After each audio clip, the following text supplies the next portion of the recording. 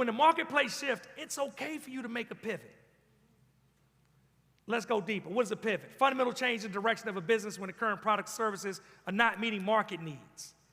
Companies pivot to test new hypotheses and about their product business model to find a more successful path. An example, you could be a company pivoting from providing consumer software focusing on B2B solutions from consumers to B2B if you find a business more interested in that technology. That's not starting a new business, that is pivoting inside of the business that you already have. So I want to play a game. Can we play a game? Can we play a game? All right, it's called Guess the Pivot. Because what you don't realize is that every day you are spending money, you are engaging with companies that made a major pivot while you beat yourself up for needing to do the same. So, this is the thing. I'm going to give you some clips. I'm going to give you some tips. Once I give you the tips, you got to yell out and guess what the company is. Y'all got this? All right, you ready to go? Say go. All right, this first company started with the intention of becoming a video dating site. They advertised on Craigslist for women to upload a dating video in return for a $20 payment. Their slogan was, tune in and hook up. But today they currently boast over 2.6 billion logged in monthly users. All right, who y'all got? Bumble, Tinder, YouTube, eHarmony. The answer is YouTube. Everybody say pivot. They couldn't get people to upload videos. So then they said, let's stop focusing on just dating and just open it up to anybody. Next company, they started its online store called Snowboarding that sold snowboarding equipment. Frustrated with the options, the founders built their own solution to meet the needs of their online snowboarding store. In 2006, they launched their platform to the wider public. They currently power over 1 million businesses. Who are they? Etsy, Shopify, what else? Yelp, eBay, Shopify. How many of y'all use Shopify? Foundations of them. You don't know because all you know is the pivot.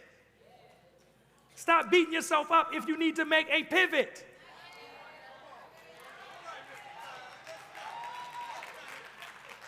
All right, next one. Started as a company called Confinity.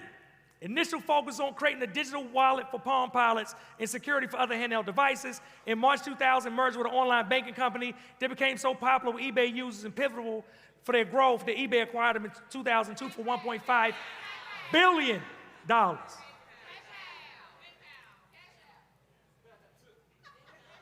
PayPal. Y'all want one more?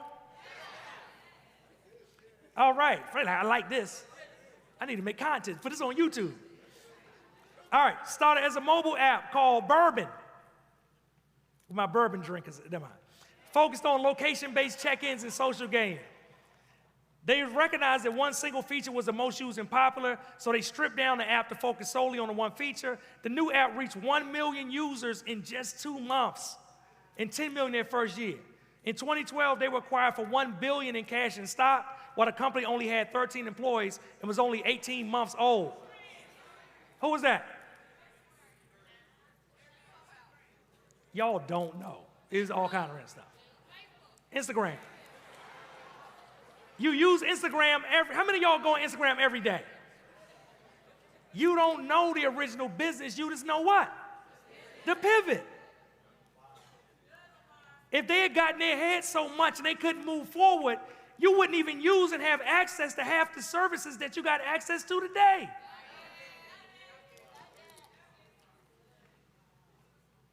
One more. Y'all want one more?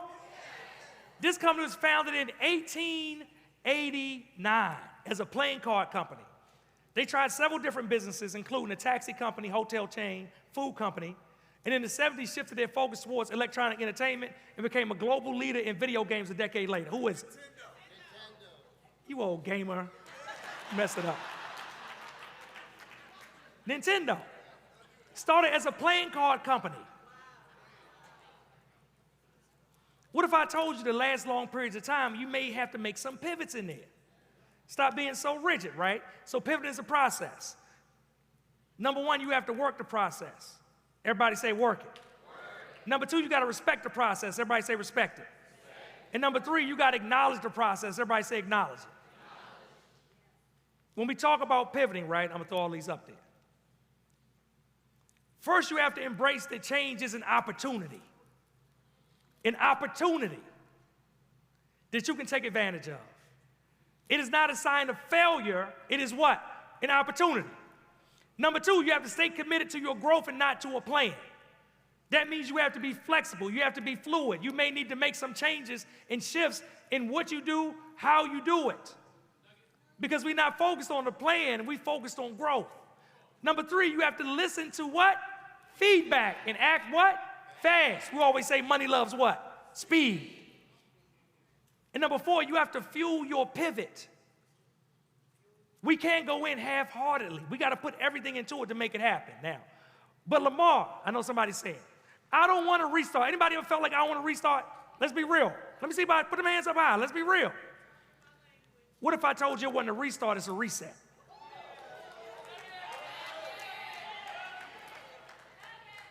A restart means you're starting from scratch.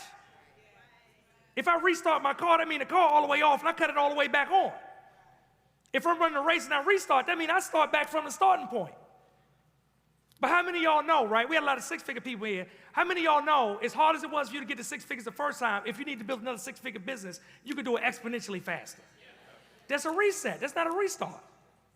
When you get to 1 million, you find out, man, it was hard getting here, but I got to 1 million. I can get back way faster because, again, it's a reset, not a restart. I have what you may consider baggage, valuable insight and data on how to move forward, how to process a plan and get to where I need to get to. Y'all want to go deeper, say deeper. Jim Rohn, right? One of my favorites, said, your life does not get better by chance, it gets better by what? Change. He also said, for things to change, who has to change? You have to change. What I say is fresh starts aren't given, they're earned. And when earned, moving forward isn't a chance, it's a choice. So you literally have to make the choice on if you are going to move forward or not to make it happen. Will you make that choice today? Yes. Come on, 8 of y'all gonna make the choice. TSP, will you make that choice today? Yes. Now the process to reset. I'm gonna put this up real quick so you see it. First, we gotta reflect and learn. We gotta learn from what happened before. The good, the bad, the ugly, all of it, so that can propel us forward faster. Number 2, we got to redefine what the goals are, right? The old goals may no longer exist, so they may no longer be a good fit for the new business and what we're trying to do. Everybody understand? Right? Then we say, hey, you know what? We got to rebuild with what?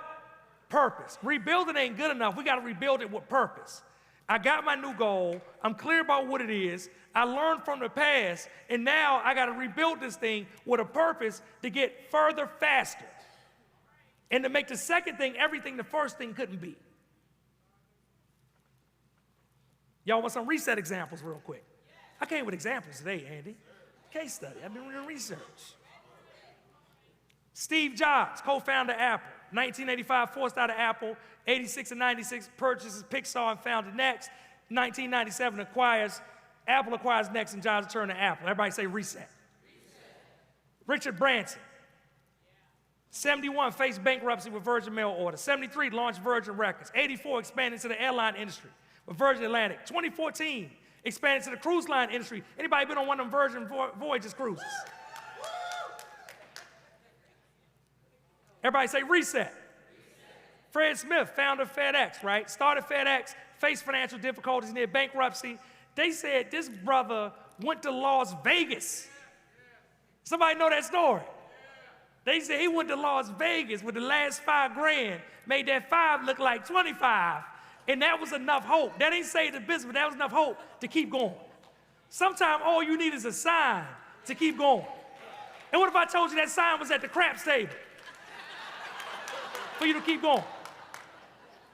Sarah Blakely, y'all know Spanx. Anybody got on some Spanx right now? I need to invest in that, boy.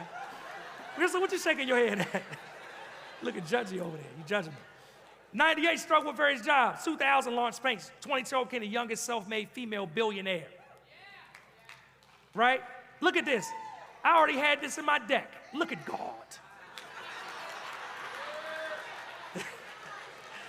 I put this in my, look, he wasn't even originally there. I put it in my deck. I was like, man, I need some more black people in there.